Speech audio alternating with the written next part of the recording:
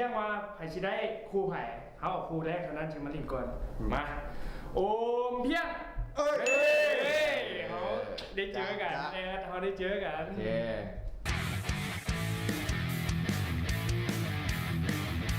แกส้ม1 2 เริ่มนอนบ่หลับไฟกระดับมันบ่ฮู้สิเฮ็ดหยังเห็นผู้สาวเป็นจะจับเลยฮู้สึกอย่างยุบงับเกิดความคิดมีอารมณ์เลยจะหาโทรศัพท์บีบซ้ายบีบขวาไม่ได้อยากกินตับ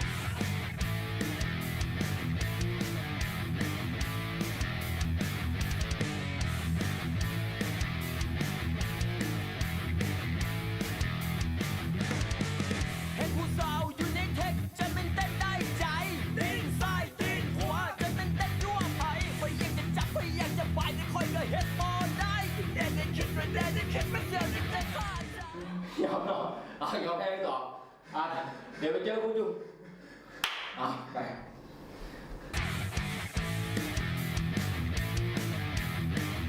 พร้อมหรอพร้อมเดี๋ยวสุดเลยเริ่มนอนบ่หลับไฟกระดับมันบ่ฮู้สิเฮ็ดหยังเห็นผู้สาวเป็นจะจับเลยฮู้สึกอย่างยุบงับเกิดความคิดมีอารมณ์เลยจะหาโทรศัพท์บีบซ้ายบีบขวาไม่ได้อยากกินตับ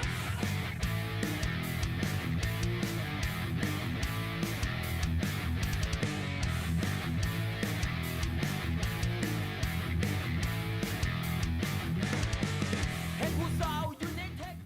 ยอมเอาฉะนั้นสรุปแล้วจุดลงโทษตั้งแต่ต้นเลย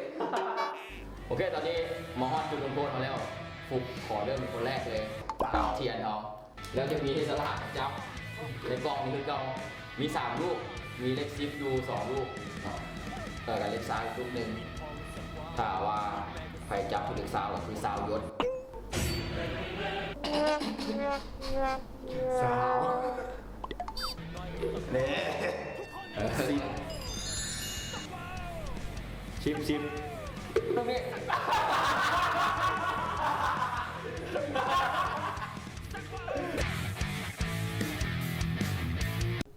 ตายมึงนะเดี๋ยวขึ้นอวกาศโอเนไกซิมัสโอ้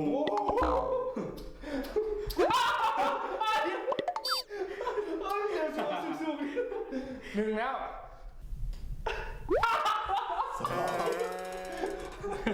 ปอสาวขึ้นอวกาศ3เอาตามๆเนี่ย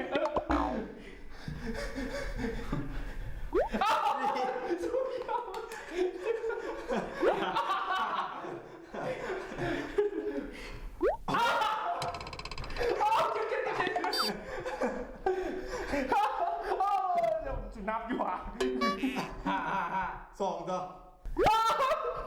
กูเจ็ดเอามือออกเอามือออก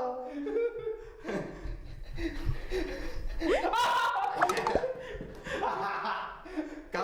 เดี๋ยวดูกูบอกกินดูไม่ได้11 14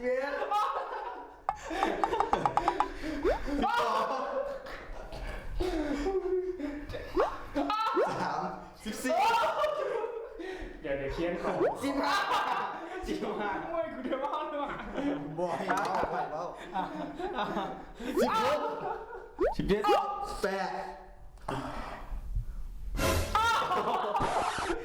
ชิโก้มึงโอ้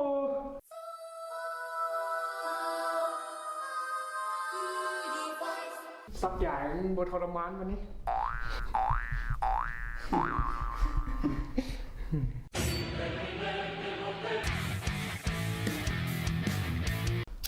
คือที่แกเสื้อตี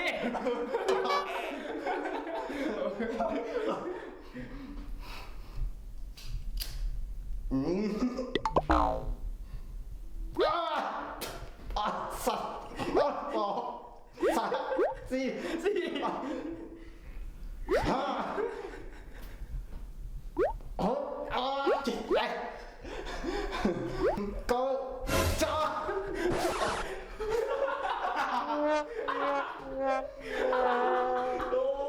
10 กูบอก เออ เจอมาเริ่ม ตาย ปล่อยรู้ตรงนั้น อ๋อ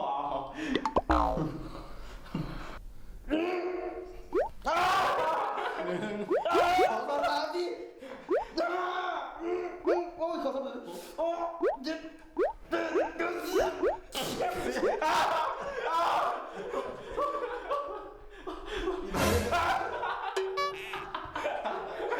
ก็เป็นแต่ดังเลยไม่มีใส่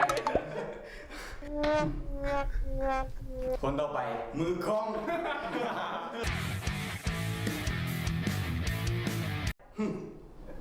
สาวบะสู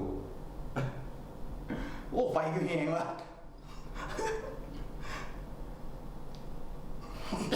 ลงมาแม่อย่าพดกับสองอย่าพดกับสามสี่หกเจ็ดแปดอย่าเก้าสิบ11 12 13 14 15 16 17 18 19 3คนสวย ยังอีกวันนึงอีกวันนึงแล้ว